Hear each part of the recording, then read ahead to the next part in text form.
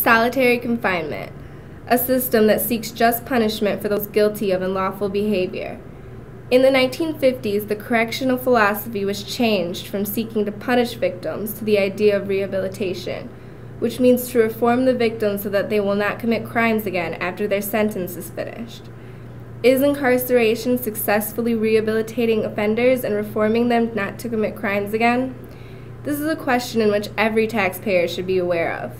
Well, according to crimesinamerica.net, in the state of Michigan, 47% of offenders return back to jail or prison.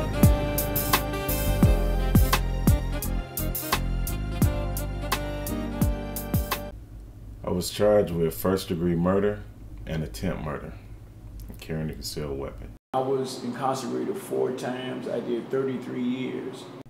I did 8 years, possession of drugs and a firearm. Daily schedule of a prisoner is basically wake up, mandatory eat, yard time, where you choose to do the things that's available, basketball, football. I was a correction officer working for the Department of Corrections, state of Michigan, for 15 years. They could play baseball. They let them play touch football, flag football, so to speak, but no tackle. And then they played basketball. The gym was open at that time. And then they always had the weight pit outside. So, I had a dice table. So that was my thing to pass time, shoot craps. They didn't give you nothing to do in there. They took college out of prison. They took anything productive out of prison that can help you really do something for yourself, so you do what you're known to do. They wasn't really required to really get an education. The difference is when I first went to prison, I was one of the last. I came to prison in 1990, and those were like the ending years where they had college. You can get a degree, you can get a trade, but I think that's the time when Engler was in office, and when Engler just got in office, and like all these things were taken out of the prison system. There used to be a lot of programs, provided to prisoners. But when, I don't know if you remember, you're probably too young, when John Engler came in the office, came into the governor's office, he decided that, it was too much going on for prisoners. They was getting too much activity. So one of the main things he did was shut down all the educational activities. There's no trades, there's no college, there's no degree, unless you have family that's going to pay for you to go to college through the mail. And that's highly unlikely. They used to be able to take college classes. We had a wood shop when I used to work at Huron Valley Men. They had bricklayers. They had a lot of things like that. You can also go to school, to get your degree. Not only just get your high school diploma, but you used to be able to get a degree and things like that. It was providing them with a lot of avenues for them to rehabilitate themselves and get some kind of job skill necessary for them to manage, their lives out here in society. And when Engler came into office, he took all that away.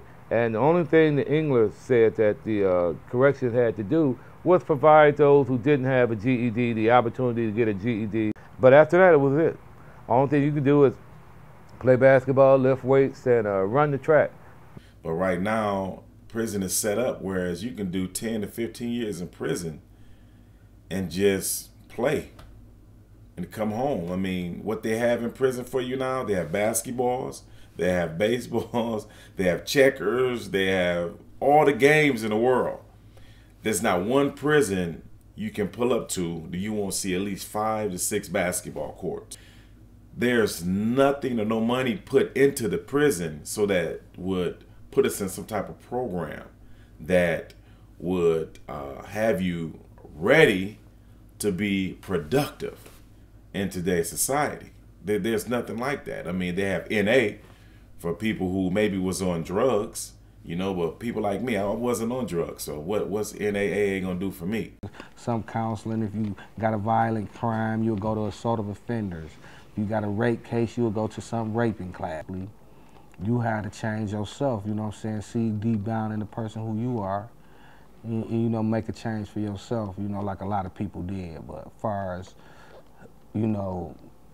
them helping you, meaning a facility, no, it wouldn't change it. It'd just make you a smarter criminal. Further your education, there's nothing that's stopping you from picking up books and reading, because they do have a library. On the street, that's how they live in prison, and if they're not going to rehabilitate themselves in prison, then when they come back out, they always go back into the same thing.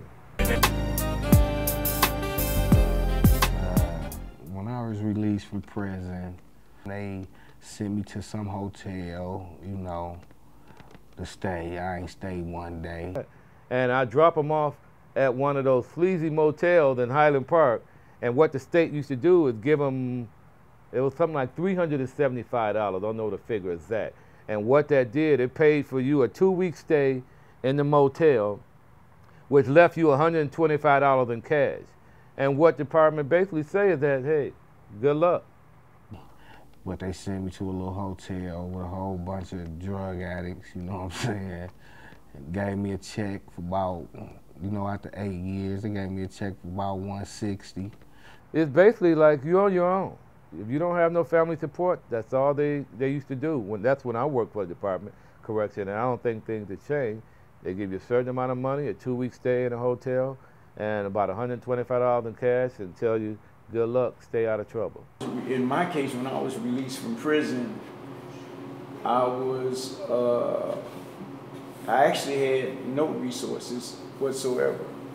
And you know, you'll have all these plans, you know, to do this and do that, and you'll come out here and see that the world really ain't like you think it is.